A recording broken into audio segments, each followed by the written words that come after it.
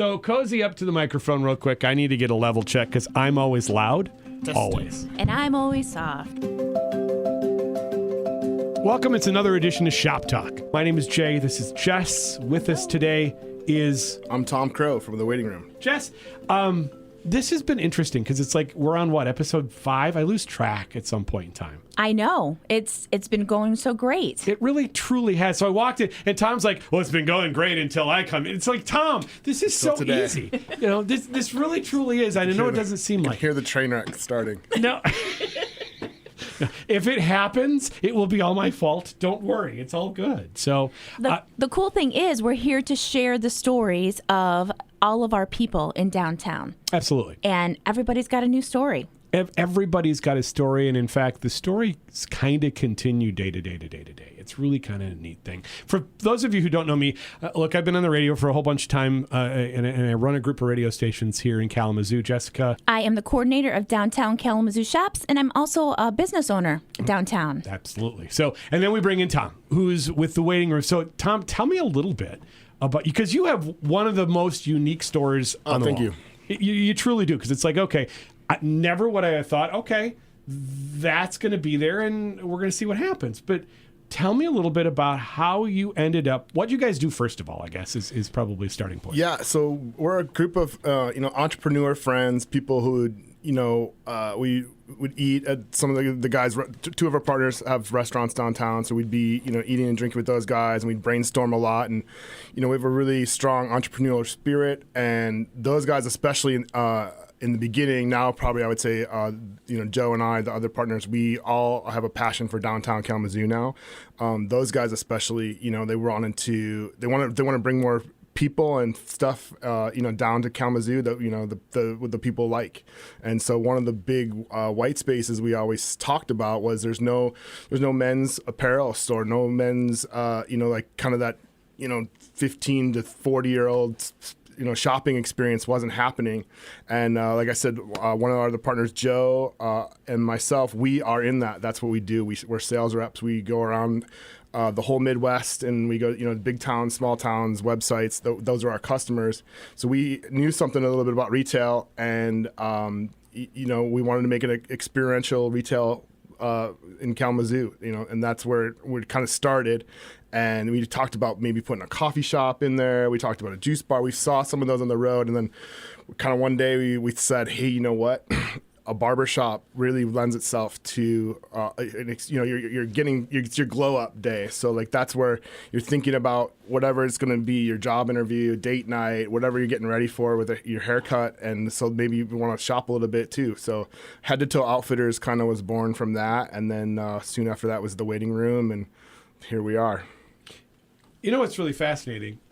Here I am as a 54-year-old male, and when my wife wants to go downtown, or my kids want to go downtown and shop, I have a place to go now. It's kind of nice. Come hang out with us. We'll take care of you. It is such a cool space for those that haven't been in.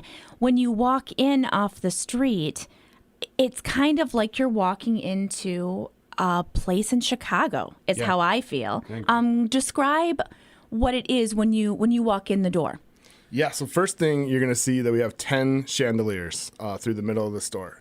That was a pretty amazing day when that all got put up and turned out good, and it took a lot of time for those guys, the electricians, to get that done. But it just sets the vibe, It's kind of a throwback space, but with modern twists to it, and obviously the apparel and the footwear and accessories we have are modern, but it just kind of brings you back, to a time where things are just a little more quality, more heritage, that kind of stuff. So you'll notice that right away. And then people always said that they can smell all the colognes and the barber gear that we have. People are like, oh, it smells so good in here. So it's good.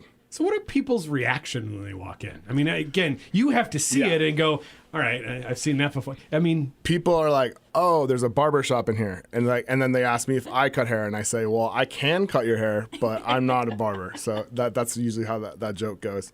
But yeah, and then they're like, oh, I gotta come back. We usually get people to schedule, right away. We get a lot of families. A lot of the students come in, and it'll be a mom, and they're dropping their child off at school for the first time, and they're like, hey, can we just prepay his haircuts for the whole semester? We get that happens. Like, it's usually like people come in and they're like really have a good reaction right away and want to know what's going on and jump right in, and our staff takes it from there and kind of shows them around and talks them through all the brands and stuff that we have. So, what are some of the things that people would not know that you do at the waiting room? Yeah, well, the haircuts, the full service barbershop for sure. People always want, do you use straight razor shaves? Yes, we do. We have licensed barbers, and they're ready to shave you. Old school. We get you the cup, the beaver brush, and everything. We'll take care of you and get it done. That doesn't happen often, right? I mean, you're kind of a unicorn. You realize that. We are. There's some good barbers in Kalamazoo for sure, but we are we're a little bit different, and we can also get you hooked up with some new pants or a shirt, and we'll get you really styled for your whatever's making you happy. We'll get you there. At what point? Okay, so you decide to launch. Been in business now how long? Yeah, it's kind of crazy. So we started talking about this seriously the late fall of 2019. A spot became available on the mall that we thought was a good space, and then it actually evolved into the spot we're in now. And we got the keys to that at the March 1st of 2020. So it was pretty quickly after that the paper went up, and we were getting ready to get things going, and then we kind of hit a stop, a little bit of a skid. You said, in 2019, and both Jess and I have laughed. It's like, I've seen this story. Yeah. And then COVID hit. I think I've heard this tale before. Yeah, I think there was 8 of us, right? I think there was 8 businesses downtown that opened around that time. We should almost have like a reunion and just talk about our war stories. But that's when we started. There was lots of, if you remember, there were lots of rules around barber services at the time because of COVID. So that was a challenge. And then we had limitations. We wanted to follow the rules, limitations on how many people could be in the store, all that good stuff. And then the other big part that we dealt with was supply. We were a brand new store, so a lot of vendors didn't have any goods for us. Yeah. All right. So then, how the heck do you make it through? It was hustle. It was a lot of hustle. We made some projects on our own. We went and had some T-shirts and things made here. We ended up working with another neighbor, Aroma Labs, making colognes and beard balms and things like that. We did have some good suppliers.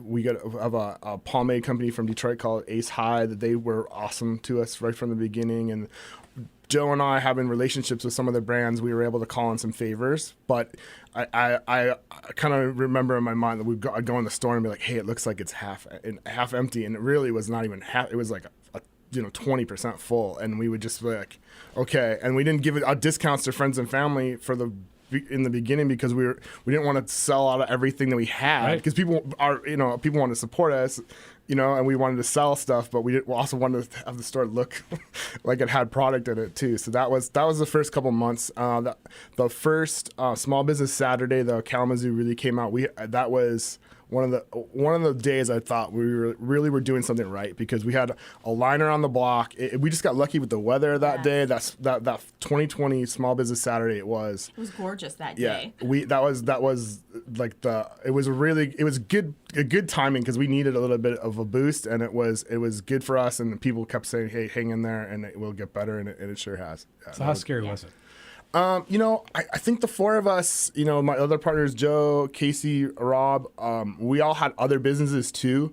So those guys were in the restaurant business and some other stuff, and we were in this wholesale business where some of our biggest accounts, they canceled all their order books, and so that was the scarier part. And honestly, the waiting room stuff for me, it was a good relief of pressure, because it was my own thing. And there was challenges. We worked through it, but it was like that. I had this other world that was kind of going through this various states of turmoil, but it was like a hobby, kind of took my passion and direction away. And it was also a project that I was doing with my son. He was a big part of kind of getting this all together. We would go and travel to barbershops together and kind of brainstorm ideas. He's a little entrepreneur as well, and we would spend that time together down there. We were, painting stuff and working with the other guys, and they're really handy, and I'm not so handy, so it was good I was there carrying stuff, and it was good to just do something else other than. You couldn't go to the gym anyway, so right? It's not, so it was good, and we had some local people help us, with the fixtures and the lighting. Our electrician is local, downtown Kalamazoo, and all those guys came. I think they had mercy on it, or just had a soft spot for us, and just came through and helped us where they could. And it's been a really a big community effort, and so I think. In a lot of ways, the COVID kind of maybe brought that up to us quicker. Like people said, okay, hey, these guys are doing something, we want to support it. So it's not all bad. I think that's one of the most beautiful things about our community is that when something like that happens, like COVID, right. The community rallied. And, we have a lot of things that are coming up over the next couple of years. And, we're counting on our community to be there again. We love them. We do a lot to provide amazing events and shops and restaurants and everything in downtown. So I know we're going to see everybody out again. Oh, yeah. Absolutely. Yeah, people want to support it, and the events are great, and we definitely can feel the traffic in the store on those days, and it is like you said, you go down with your family. Now you have a place. That's what we talked about. You have a place to go, and there's stuff for the kids, and more and more, it's happening. So it's not just, Gazelle's been there for so long, and it's awesome what they do. I mean, they're a pinnacle retailer in the area, and so they're not alone. So there's other stuff that people can plan to do when they're downtown is check some stuff out, and go see Be Joyful. Yeah. I mean, downtown is the destination, right? It is. We hear a lot about people driving through and going through, right, on the roads, but downtown is the destination. That's what we're trying to get across to people. So what happens next? Obviously, there was a turn. Yeah. Obviously, you made it, which is, again, anybody who made it and is still in business post that, it's it's the book that everybody's going to write at the end. It's like, holy cow, there were days. Wow, there were days. But you made it. You came through the other side. Yeah, we're coming through. I tell people ask me all the time, how's it going? And I said, we're learning a lot. We've learned we learned about e-commerce, and we learned to code a site, and we have a platform called Shopify. And any of the listeners, I mean, it's a really awesome site and program, but you really have to teach yourself. There's a lot of time on YouTube. A lot of we're using Fiverr to help us get things done, and that's been an interesting piece. So we're learning that part. We've always with the partner group we have, we want to expand. It's just we're just not ready for that next step, but we're getting closer all the time. We've got a really strong staff. We've got our barber Danny and Matt have been with us a long time, and the retail staff is super fun and always bringing up new brands and things that we need to do. It's been great. So I'd say what's next is us learning more, and it's kind of taking it to the the next level, trying to make sure that we're covered and the guest experience is the best it can be, and maybe expand to more locations. We've been approached a couple times, so that's been a couple malls have reached out. People like the concept. That was the thing that was in the beginning. Would it work? And so. It has, and I think some people come in to get a haircut for sure. It's not a high pressure situation; you don't have to shop, but some people like that experience. I've also never realized it till we own the shop. Till people friends come with friends to get a haircut. I always went alone or with my son, but sometimes people go as a group, so they shop while their buddy gets a cut, and it's experience. So people do seem to like it. So that was what's next is kind of expanding on the concept. What's the fun part of this for you?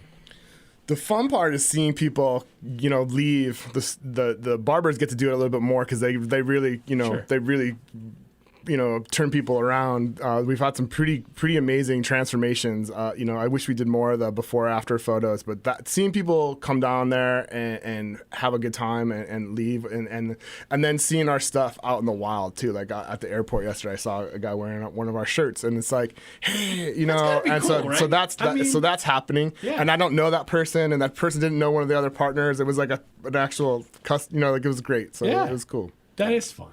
That's really fun. So.